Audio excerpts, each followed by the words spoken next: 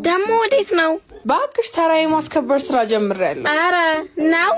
አው ነው ምድረስ ራፈት። ከመቼ ጀምሮ ነው ስራ መውደድ የጀመረችው? ይሄን ጉዳንማ ማየት አለብኝ። ነይ አልሞላም አባቴ ግቢ። ምንሽ ነው? ግባ እባክህ። አንቺ ኬሲ ድሮንም ጠርጥሬው ነበር። ሌባ ሌባ ሌባ! አንቺ ሌባ! መልክ አሳምራችሁ ነው እንዴ ጉድ የምትሰሩ ሌባ! አባት አቤት። የሙታን ሳማር ቅዱስ ሚካኤል ገዳሉ መነኮሳት ያሉበትን ችግር ሰምተሃል? ምን ሆኑ? በረሃብና በችግር የተሰቃዩ ነው። እና በምን ማገዝ ይቻላል?